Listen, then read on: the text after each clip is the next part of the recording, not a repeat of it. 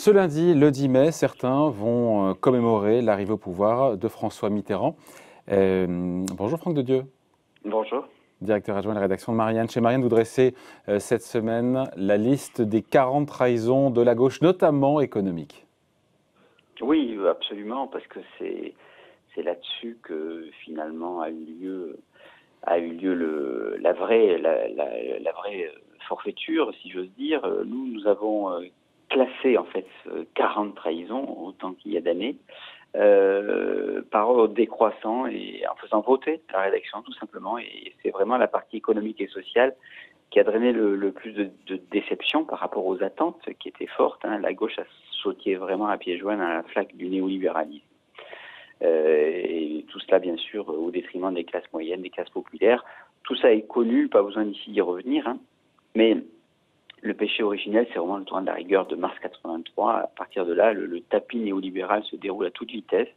Et dans notre enquête, il en ressort qu'en dépit de certaines formules comme la parenthèse libérale de Lionel Jospin ou la pause dans les réformes aussi, cette apostasie socialiste est relativement assumée en fait. C'est ça qui en ressort.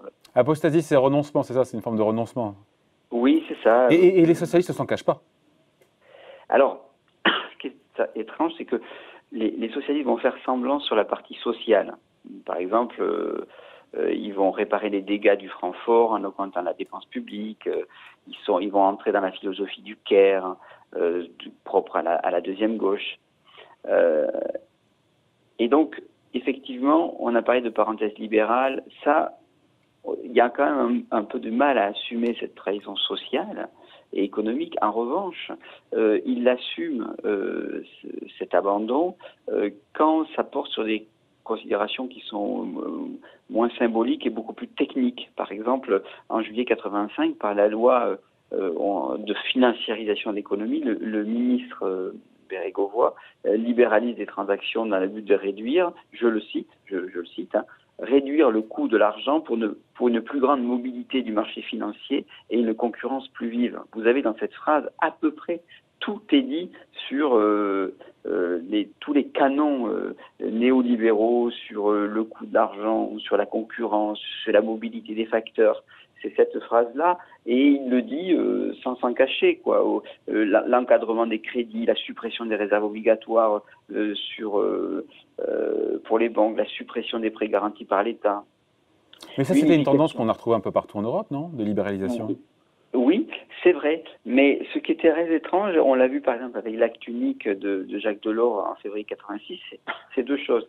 D'abord que les Français seront assez bons pour, je dirais, quelque part, réglementer la déréglementation, pour donner un caractère quasiment normatif à la dérégulation. C'est assez paradoxal, mais c'est que ce sont souvent des hauts fonctionnaires qui ont un esprit de juriste aussi assez universel, et donc des gens comme Jacques Delors, mais aussi comme Pascal Lamy, comme Jean-Claude Trichet vont essayer, on appelle ça aussi le consensus de Paris, comme un clin d'œil au consensus économiste américain, qui faisait un clin d'œil au consensus de Washington, où finalement cette dérégulation, elle ne va pas se passer finalement à l'anglaise ou à l'américaine, c'est-à-dire sans encadrement.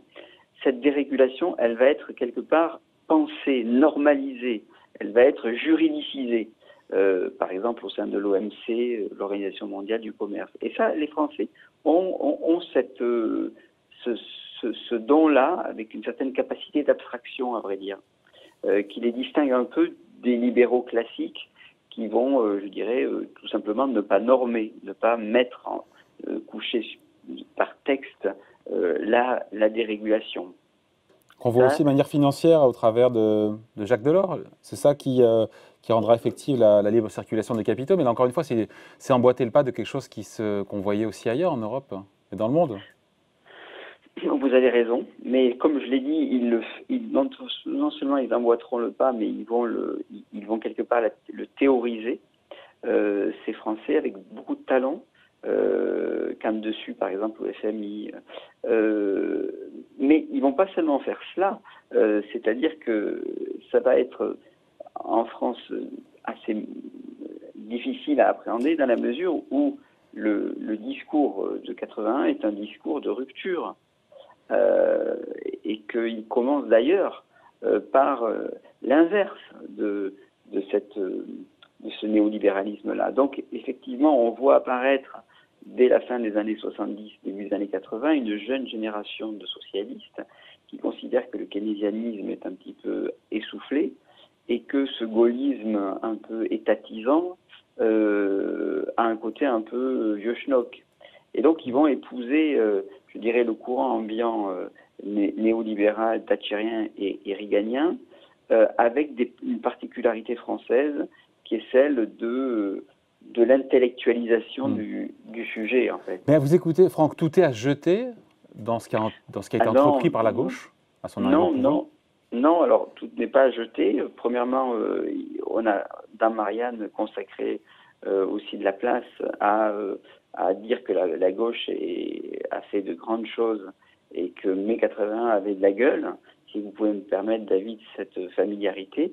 Bien sûr, la 5e semaine, le congé payé, les lois Auroux, sur la liberté syndicale, bien sûr la peine de mort.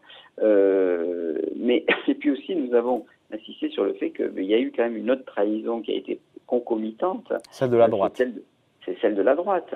Alors elle n'a pas trahi, je dirais, le social, et elle a traduit plutôt la nation et l'État, ce qui finalement revient pratiquement au même. Le drapeau tricolore flotte sur les écussons RPR, UMP, LR, dans les meetings aussi, mais dans les actes, pas vraiment. On a assisté à une marche forcée de la droite vers une Europe post-nationale, où se fabrique la monnaie, se construisent les décisions budgétaires, se dessine l'indépendance de demain. Eh bien, tout cela, si vous voulez, c'est fort peu gaulliste. Et tous les ténors de la droite, de Jacques Chirac, Nicolas Sarkozy, Fillon, Juppé, s'inclineront devant cette vision finalement assez post-nationale de l'économie. Et ils le feront, bien sûr, contre une vision, je dirais, du cadre national de la politique, qui était quand même une inspiration gaulliste, et puis aussi liée de l'indépendance, mais aussi contre l'État même en tant que, je dirais, récepteur de recettes. Vous avez Sarkozy qui baisse les impôts, Jacques Chirac qui au début des années 2000 le fait, et qui succède à des politiques de cession d'actifs, de privatisation qui n'étaient pas du tout dans l'esprit du gaullisme. Donc il y a eu aussi une sorte de trahison de la nation en tant que cadre de l'exercice de la souveraineté, mais aussi de l'État en tant qu'unité républicaine et puis de force républicaine. C'est-à-dire que l'État a des actifs qu'il garde et l'État a des recettes qu'il conserve pour financer l'aménagement du territoire et l'indépendance nationale. Bon voilà, ces 40 trahisons, notamment économiques, c'est à lire cette semaine dans le magazine Marianne. Merci beaucoup Franck. Merci beaucoup. Bon week-end, au revoir. Ciao.